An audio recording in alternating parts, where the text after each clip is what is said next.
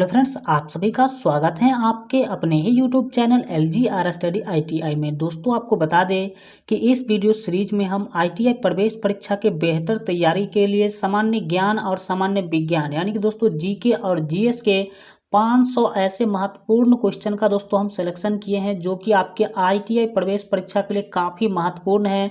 और अगर दोस्तों आप इस सभी क्वेश्चन का तैयारी कर लेते हैं तो मैं आपको 100% गारंटी दे सकता हूं कि एक भी दोस्तों GK और GS का क्वेश्चन आपको एग्जाम में नहीं छूटेगा। क्योंकि दोस्तों आपको बता दें कि इस वीडियो सीरीज में केवल वैसे क्वेश्चन का ही हम सिलेक्शन किए हैं जो कि दोस्तों ITI प्रवेश परीक्षा में बार बार पूछे जाते हैं और आपके लिए काफ़ी महत्वपूर्ण होता है। दोस्तों आपको बता दें कि LGR स्टडी की टीम कभी भी है बहुत मेहनत के साथ क्लास लेती है। ऐसा नहीं कि कोई बुक का फोटो खींच लिया और वीडियो बना दिया दोस्तों, ऐसा नहीं। बहुत काफ़ी मेहनत करने के बाद क्वेश्चन का सिलेक्शन करने के बाद दोस्तों आप लोगों का वीडियो बनाया जाता है। तो हम आशा करते हैं कि आप लोग इस वीडियो सीरीज के सभी क्वेश्चन का परीक्षा से पहले जरूर तैयारी कर लेंगे। तो चलिए दोस्तों आज का वीडियो शुरू करते हैं। दोस्तों, अगर आप अभी तक हमारे मोबाइल ऐप को डाउनलोड नहीं किए हैं तो इस वीडियो को अंत तक देखने के बाद हमारे मोबाइल ऐप को जरूर डाउनलोड कर लीजिएगा, जिसका लिंक हम इस वीडियो के डिस्क्रिप्शन में दे दिए हैं। क्योंकि दोस्तों वहाँ पर आपको ITI प्रवेश परीक्षा के बेहतर तैयारी के लिए 10 साल के प्रीवियस ईयर का क्वेश्चन, 10 प्रैक्टिस सेट और सभी सब्जेक्ट का चैप्टर वाइज महत्वपूर्ण क्वेश्चन का PDF दोस्तों बिल्कुल फ्री में वहां पर मिल जाएगा। तो इस वीडियो के डिस्क्रिप्शन में हम मोबाइल ऐप का लिंक दे दिए हैं, तो जरूर वहां से आप लोग डाउनलोड कर लीजिएगा। आज का दोस्तों फर्स्ट महत्वपूर्ण क्वेश्चन है, पूछ रही है कि पुच्छल तारे की पूंछ इस ओर हमेशा इंगित होता है। यानी कि पुच्छल तारा का जो पूंछ होता है वो हमेशा किधर की तरफ निर्देशित करता है, इंगित करता है, ये आपको बताना है।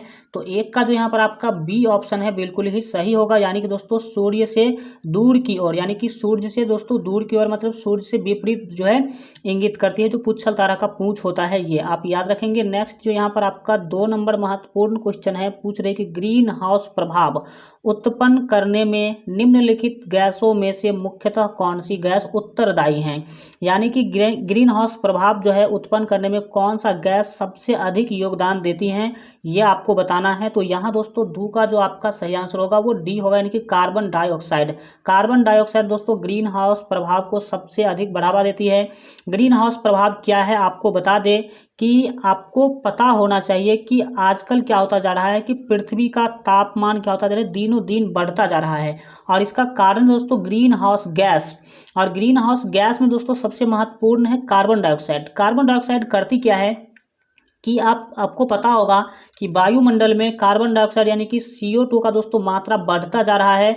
और जिसके कारण होता क्या है, CO2 करता क्या है, CO2 खुद गर्म तो होता ही है, और दूसरा बात ये क्या करता है कि जहाँ CO2 होता है वहाँ से दोस्तों सूर्य के रोशनी को वापस नहीं जाने देता। जैसे मान लीजिए कि ये आपका पृथ्वी है और इसके चारों, आप सभी को पता है कि ऊपर से क्या आती है, चारों तरफ से सूर्य का रोशनी पड़ती है पृथ्वी पर, और फिर पड़ने के बाद क्या होता है कि ये रोशनी दोस्तों लौट जाती है। लेकिन ये जो आपके वायुमंडल में कार्बन डाइऑक्साइड का जो मात्रा बढ़ता जा रहा है, इसमें ये क्या करती है, जो कार्बन डाइऑक्साइड है ये सूर्य के प्रकाश को नहीं लौटने देती है, और जिसके कारण सूर्य का प्रकाश वायुमंडल में ही फंस के रह जाती है। और यही कारण है कि पृथ्वी का तापमान दिन प्रतिदिन बढ़ता जा रहा है, और इसे दोस्तों ग्रीन हाउस प्रभाव कहते हैं। और कार्बन डाइऑक्साइड को दोस्तों ग्रीन हाउस गैस आप कह सकते हैं, बिल्कुल सही आंसर होगा। नेक्स्ट यहाँ पर आपका जो 3 नंबर महत्वपूर्ण क्वेश्चन है, पूछ रहे कि निम्न गैस है ना परत से, बोला गया कि निम्न गैस परत में से किसकी परत सूर्य की नुकसानदायक पराबैंगनी किरण का अवशोषण करती हैं। निम्न में से कौन सा गैस का जो परत है वो सूर्य के नुकसानदायक जो पराबैंगनी किरण आती है उसका दोस्तों अवशोषण कर लेती हैं, पृथ्वी तक नहीं आने देती हैं उसको। तो 3 का जो आपका सही आंसर होगा यहाँ पर आपका B हो जाएगा, यानी कि ओजोन। ओजोन गैस का जो परत है वो दोस्तों सूर्य से आने वाले नुकसानदायक, जिसको हम कहते हैं पराबैंगनी किरण, उसको दोस्तों रोक लेते हैं और पृथ्वी तक नहीं आने देती। आपको बता दें कि सूर्य से आने वाला जो पराबैंगनी किरण है वो मानव में या फिर जीव जंतु में त्वचा कैंसर का कारण हो सकता है, ये आप याद रखेंगे। और अंटार्कटिका में दोस्तों ओजोन परत में छेद हो गया था, अब हल्का स्थिति सुधार में आ गया है, तो अब घबराने की बात नहीं है। तो नेक्स्ट यहाँ पर आपका जो 4 नंबर क्वेश्चन है, पूछ रहे कि निम्नलिखित में से किसका न्यूनतम भेदन क्षमता है। भेदन क्षमता यानी कि भेदने की, छेद करने की क्षमता सबसे न्यूनतम किस में है। तो 4 का जो सी ऑप्शन है यहाँ पर आपका सही होगा, यानी कि गामा किरण का। किसका दोस्तों, गामा किरण का भेदन क्षमता कम होती है, और याद रखिएगा अल्फा किरण का भेदन क्षमता सबसे अधिक होती है। नेक्स्ट आगे बढ़ते हैं। जो आपका 5 नंबर क्वेश्चन है, पूछ रहे कि निम्नलिखित में से केवल तारे को चुनिए। तारा, केवल तारा को चुनना है, मतलब सिंपली आपको ये बताना है कि निम्नलिखित में से तारा कौन है। तो आपको बता दें कि मरकरी, प्लूटो और शुक्र ये तो ग्रह है। तो ये सभी ग्रह है, तो तारा कौन है दोस्तों, सूरज। याद रखिएगा सूरज एक तारा है। सूरज क्या है दोस्तों, एक तारा है, आप याद रख सकते हैं। नेक्स्ट यहाँ पर आपका जो 6 नंबर महत्वपूर्ण क्वेश्चन है, पूछ रही है कि आँख किन रंगों के बीच अधिकतम संवेदनशील होती हैं। आँख जो है वो किस रंग को सबसे अधिक जो है देख पाती है, संवेदनशील होती हैं। तो 6 का जो यहाँ पर दोस्तों आपका सही आंसर होगा ए होगा, यानी कि लाल और हरा रंग को दोस्तों आँख जो है बहुत अधिक संवेदनशीलता से देख पाती है, उस पर अट्रैक्ट जो है हमारी आँख हो जाती हैं, आप याद रखेंगे लाल और हरा। और यही कारण है कि लाल और हरा का दोस्तों ट्रैफिक सिग्नल में यूज किया जाता है, आप सभी जानते होंगे। नेक्स्ट आगे बढ़ जाते हैं। अगर वीडियो अच्छा लग रहा हो तो लाइक जरूर कीजिए, अंत तक देखिए, सभी क्वेश्चन को सीखने की कोशिश कीजिए, क्योंकि इतना मेहनत आप लोगों के लिए ही किया जा रहा है, तो इसका फ़ायदा उठाइए, बिल्कुल फ्री में आपको फ़ायदा उठाना है। 7 नंबर क्वेश्चन है, पूछ रहे कि ध्वनि वायु में तीव्रतर गति से यात्रा करती हैं यदि। आपको पता होगा कि ध्वनि जो है यहाँ पर पूछा जा रहा है कि ध्वनि वायु में कब जो है बहुत फास्ट चल सकती है। तीव्रतर मतलब सबसे फास्ट चल सकती हैं।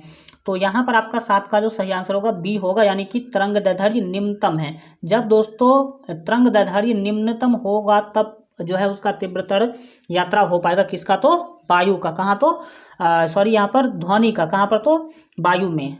और एक बात आप याद रखिएगा कि ध्वनि का सबसे अधिक चाल जो है वो ठोस में होता है। किसमें, ठोस में सबसे अधिक जो है चाल होता है, किसका, तो ध्वनि का। और द्रव में इससे ज़्यादा, इससे कम और सबसे कम वायु में होता है। तो हम आगे बढ़ जाते हैं। यहाँ आपका जो 8 नंबर महत्वपूर्ण क्वेश्चन है, पूछ रहे कि रेयॉन किससे बनता है। रेयॉन जो है वो किससे बनाया जाता है। तो 9 का ए ऑप्शन से होगा, यानी कि देख सकते हैं कि सेल्यूलोज से। किससे, सेल्यूलोज से रेयॉन बनाया जाता है। 9 नंबर क्वेश्चन है, पूछ रहे कि कौन से वर्ग के यौगिक का इत्रों में प्रयोग किया जाता है। कौन से वर्ग का यौगिक जो है उसका प्रयोग इत्र में। इत्र आप सभी जानते होंगे, जिसको हम लोग सेंट भी बोलते हैं शायद। तो यहाँ पर आपका 9 का जो डी ऑप्शन है बिल्कुल से होगा ईस्टर। एस्टर का प्रयोग इत्र में किया जाता है, एस्टर का। नेक्स्ट आगे बढ़ते हैं। जो यहाँ पर आपका 10 नंबर क्वेश्चन है, पूछ रहे कि CaH में H का ऑक्सीकरण संख्या कितना होगा। तो आपको बता दें कि 10 का जो यहाँ पर आपका सही आंसर होगा डी होगा, यानी कि -1। और अगर केवल H में बोले तब होगा +1, और यहाँ पर CaH में H का पूछ रहा है, तो आप यहाँ पर -1 होगा। आप लोगों को कंफ्यूज होने की कोई ज़रूरत नहीं है। 11 नंबर क्वेश्चन है, पूछ रहे कि पेट्रोल को कर में, पूछा जा रहा है कि पेट्रोल को कर में उपयोग, है ना, कर नहीं होगा दोस्तों, बीकर होगा। बीकर आपको पता होना चाहिए, बीकर क्या होता है।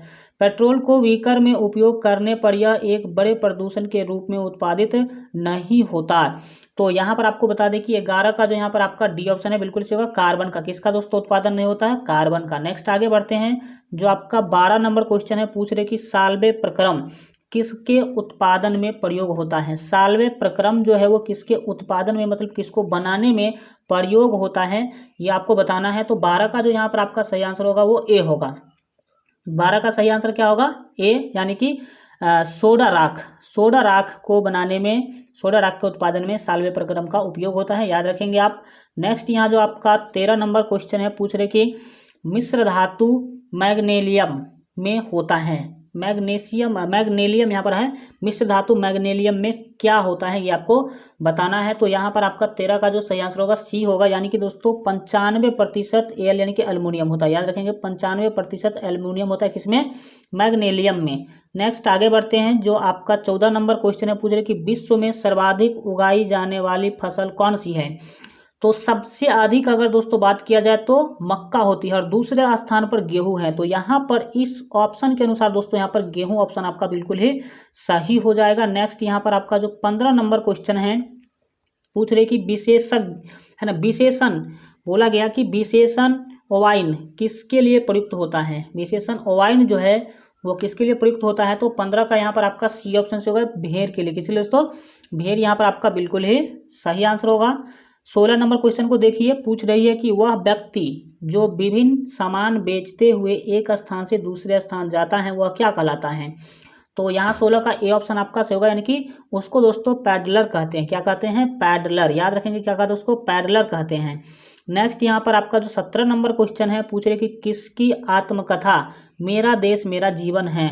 मेरा देश मेरा जीवन किसके आत्मकथा का नाम है, ये आपको बताना है। तो यहाँ आपका जो है 17 का जो दोस्तों सी ऑप्शन है आपका, सी ऑप्शन बिल्कुल ही सही होगा, आडवाणी जी का। लाल कृष्ण आडवाणी आप सभी लोग जानते होंगे। आडवाणी जी बहुत ही हमारे इंडिया के लिए अच्छा काम करके गए हैं। नेक्स्ट यहाँ पर आपका जो 18 नंबर क्वेश्चन है, पूछ रही है कि यह राज्य ऊनी कपड़ों का सबसे बड़ा उत्पादक है। कौन सा राज्य है जहाँ पर ऊनी कपड़ा सबसे ज़्यादा उत्पादन किया जाता है? तो यहाँ पर 18 का जो सही आंसर होगा सी होगा, यानी कि पंजाब। कहाँ दोस्तों? पंजाब जो है ऊनी कपड़ा का सबसे अधिक उत्पादन करता है। अगर सूती कपड़े का अगर पूछा जाए तो आप याद रखेंगे कि सूती में सबसे आगे है महाराष्ट्र। ठीक है। जूट वस्त्र, तो जूट वस्त्र में दोस्तों सबसे आगे हैं आपका, बता दें कि बंगाल। बंगाल आप याद रखेंगे जूट के उत्पादन में सबसे आगे हैं। और ऊन के उत्पादन में क्या हुआ यहाँ पे? पंजाब। पंजाब सबसे आगे है। और आप देखते होंगे कि जहाँ जहाँ दोस्तों ऊन का कोई भी दुकान है तो आपको 80% जो है पंजाबी लोग ही उनका दुकान किए होंगे। आप ये गौर कर सकते हैं। यहाँ पर 19 नंबर क्वेश्चन है, पूछ रहे कि निम्न में से कौन क्षेत्रफल में सबसे बड़ा झील है? क्षेत्रफल में सबसे बड़ा झील कौन है?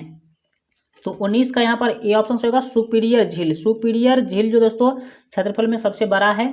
नेक्स्ट आगे बढ़ जाते हैं। जो 20 नंबर क्वेश्चन है, पूछ रहे कि निम्न में से किस देश की सीमा सबसे लंबी है? सबसे लंबी सीमा किसकी है? तो डी ऑप्शन से होगा, चीन। चीन का दोस्तों सीमा सबसे लंबी है। और आपको पता होगा कि चीन का दीवार भी दोस्तों इतना ही क्या है? फेमस है। ये भी आपको पता होगा, चीन का दीवार दोस्तों सीमा के ऊपर ही बनाया गया है। ये भी याद रख सकते हैं आप। 21 नंबर क्वेश्चन है कि मुद्रा यूरो प्रस्तुत की गई। मुद्रा यूरो जो है कब प्रस्तुत किया गया? तो 21 का यहाँ पर आपका सी ऑप्शन सही होगा, यानी कि 1999 के अंदर दोस्तों मुद्रा यूरो प्रस्तुत किया गया होगा, लॉन्च किया गया होगा। आप समझ सकते हैं।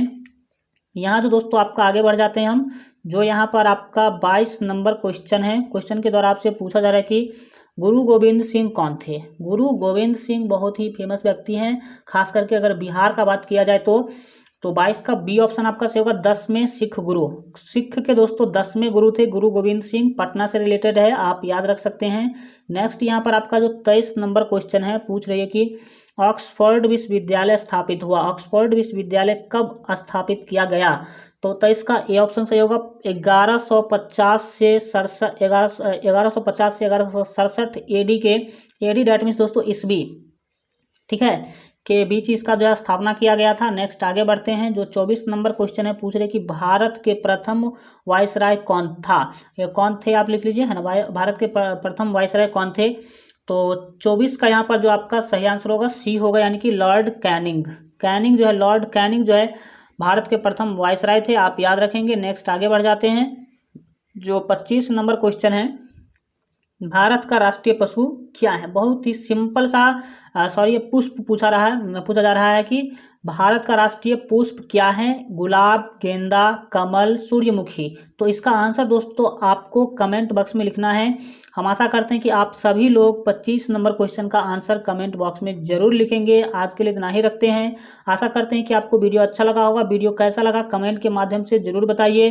और अगर अभी तक आप इस चैनल को सब्सक्राइब नहीं किए हैं तो सब्सक्राइब के लाल बटन को दबा करके चैनल को सब्सक्राइब कर लीजिए। बेल आइकन प्रेस करके ऑल पर सेलेक्ट कर लीजिएगा, ताकि आगे आने वाला सभी वीडियो सबसे पहले आप तक पहुंच सके।